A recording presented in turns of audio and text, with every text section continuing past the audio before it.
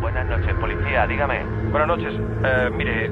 Soy Máximo Gutíerrez y desde hace varias horas en mi casa estamos notando fenómenos como paranormales.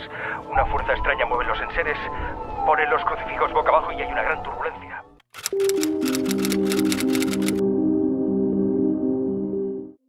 Veronica is a Netflix Spanish supernatural horror film directed by Paco Plaza in 2017. The film is set in 1991 and takes place in Vallecas, Madrid.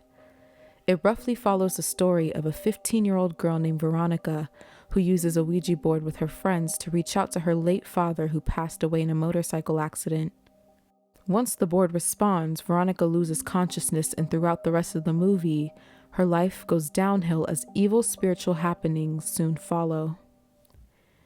What makes this film the most unsettling is that the plot is based on a true story that is significantly scarier. It is inspired by the life and death of Estefanía Gutíerrez Lázaro. This case is often referred to as the Vallecas case and took place in the same location in the year of 1990. Estefanía was the eldest of 4 children to her devout Christian parents, Maximo and Concepcion Gutíerrez Lázaro. She was described by her siblings to be a wonderful and caring sister who was smiley and had a warm aura. One typical day in March of 1990, 18-year-old Estefanía was attending school. Her and her friends had developed an interest in the occult, with Estefanía herself possessing a few readings on the occult and spiritualism. So on this day, one of her friends snuck in a makeshift Ouija board with a glass planchet. For all of you who do not know, a Ouija board, also known as a talking board, is a flat board with a specific pattern of numbers and letters that can, in theory, be used to talk to the dead, with a triangular planchet that moves across the board to spell out messages. Among the plenty of rules for using the board, some include never using it alone or in your own home. All users have to have their hand on the planchet and never let go, and to always end the session by saying goodbye. In other words, it is not to be played with or taken as a joke, as it opens the door between life and the supernatural, and one never knows what spirit, whether good or evil, they are inviting. Somewhere between morning and afternoon at the school, Estefanía's friend bought the Ouija board to speak to one of the girl's boyfriends who had tragically passed away in a motorbike accident. One source added that Estefanía also wanted to contact her grandfather on her mother's side, who had also recently passed away. During school, Estefanía, 2 of her friends, and her younger sister Marianela went to the girls' bathroom to use the board in hopes of communicating with them. This had not been their first time using the board before. One source said Estefanía's sister did not participate, but she was tasked with guarding the door so that no student or teachers would interrupt their session. However, a teacher named Dolores Molina bursted into the bathroom and snatched the board before splitting it in half. According to her friends, the glass planchet started to fog up with smoke until it bursted. Once the glass broke, they could recall seeing a mysterious, dark puff of smoke appear, which then surged towards Estefanía and she inhaled the smoke. Moments after, she fainted and was led to the nursery. After that day in the bathroom, Estefanía and her life was never the same.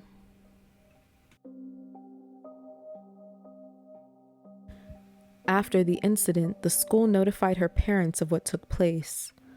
Almost immediately, Estefanía began experiencing changes where she struggled with insomnia, and when she did sleep, she was plagued by horrific nightmares of shadow creatures calling to her. During the day, she would see shadows following her around in the corners of the room and down the hall that would ask for her to come with them. According to her mother, Concepcion, she would frequently fall into trances that usually lasted 15 to 20 minutes, where she would hear voices and see a long corridor filled with fog. Estefanía would also burst into uncontrollable rages, barking, growling, and hissing at her siblings. Her parents took her to numerous hospitals where doctors were puzzled by her bizarre conditions. None had any explanation for what she was experiencing, and they could find nothing physically wrong with her, so no diagnosis could be provided. She saw countless specialists at 4 different medical centers, but each time she went with all tests and scans conducted, they could not find anything out of the ordinary. Still, Estefania's health continued to deteriorate, her hallucinations became stronger, and her family began to see the unseen forces. Objects in her apartment would move around and spirits became violent, not only towards Estefanía, but her siblings, with some of them being shoved or waking up to their arms being slammed into the walls. Her sister Marianela even claimed one night that she woke up and saw Estefanía slightly levitating above her bed. On one occasion, Estefanía was doing chores in the bathroom, which was the epicenter of all the paranormal activity in the apartment, and the iron in the bathroom turned itself on. According to her mother, Estefanía screamed, and when her mother came in to check on her, the door locked behind them. Her father Maximo tried to help them out, and it wasn't until he was literally about to kick the door in that it suddenly opened. The coffin on the nail for the family was when Estefanía randomly began experiencing seizures in her home and quite literally everywhere she went. On one particular night, she suffered a seizure so intense that she slipped into a coma, from which she never awoke around 11 p.m., and on the early morning of July 14th, 1991, Estefanía would sadly pass away at 2 a.m. in the hospital.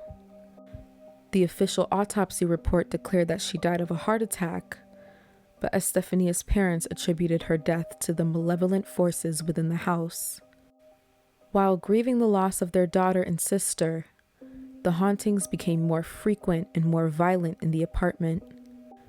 Her mother reported hearing Estefanía's screams, doors opening and closing on their own, an old man's menacing laughter, banging on the walls, a disembodied voice whispering, "Mama, Mama," often coming from Estefanía's bathroom, and her bedroom destroyed each time after her mother would tidy the space. On one occasion, the family dog was thrown several meters across the living room, and at one point after her death, a photo of her in the living room would knock over and spontaneously catch on fire. When her mother turned the photo over, Estefanía's face was eerily burned, but the rest of the photo and the frame remained untouched.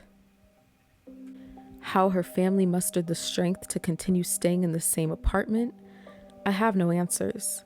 But things reached a breaking point on the night of November 7th, 1992, over a year after Estefanía's death. In the middle of her sleep, her mother claimed to have felt pressure on top of her, but nobody was around. She told her husband that someone is here before feeling a pair of hands grab her hands, then grab her feet. They immediately phoned national police, and they met the whole family outside of the apartment in the dark, cold rain. Leading the investigation was Inspector Jose Pedro Negri, who to this day confides he remains shaken by a night he has never fully been able to make sense of. Once Negri and 5 other officers arrived at the 8 Luis Marin apartment around 2:40 in the morning, they spoke with the family to gather what exactly had been happening in the apartment. The parents explained all of the paranormal occurrences and told them things would become much worse when the lights were off. Once Inspector Negri heard that, he instructed them to turn off the lights, and to their horror, they began hearing banging around the apartment, to which they instructed them to turn the lights back on. They started moving towards the master bedroom to investigate a sound coming from there, when they heard a loud bang from the balcony, and allegedly screaming from that direction. Once they rushed to the balcony, nothing and no one was there. At one point, 2 of the officers were talking when one of them would yell at the other one to duck, and a heavy cupboard door slammed open where his head would have been. At that moment, some officers decided it was too much for them and waited outside while Inspector Negri and the remaining officer continued to look around. They would hear more banging and commotion coming from Estefanía's room. When they entered, they found a cross that had been ripped off the wall and its Jesus figurine ripped off of the cross itself. The cross had been previously bolted into the wall. They had also found scratches all over her walls. The mother then told the officers about the bathroom, which was the most haunted place in the apartment, and when the officers went to check it out, they described feeling a severe drop in temperature, and they each claimed to have heard silent voices echoing within the bathroom walls. Having had enough, Inspector Negri filed an official report which documented everything they had experienced, and stated that they were not sure what or who caused these events, but they were sure that something did. The Lázaro family soon left the home and moved into an undisclosed location in Madrid. Since then, the family had not experienced any paranormal activity. A new family even moved into their old apartment and did not report anything amiss. However, nobody involved has ever been able to forget what they witnessed. Throughout the years, it has been reported that Estefania's brothers and psychologists would believe that their mother, Concepcion, exaggerated the magnitude of the paranormal activity in the home. A psychological exam found signs of emotional instability, anxiety, and need for attention, but the events described in the police report told its own story. The Vallecas case is one of the most famous cases of paranormal phenomena in Spain, as it is the first and only time in their history that a police report has ever documented the paranormal. Today, it is still one of their most eerie and unexplained cases. However, it does leave us with one important lesson. Be careful when using the Ouija board, as they are not to be played with. I would advise you to avoid them completely, but if you feel so compelled to do so, remember to always say goodbye. Thank you all for watching, and stay tuned.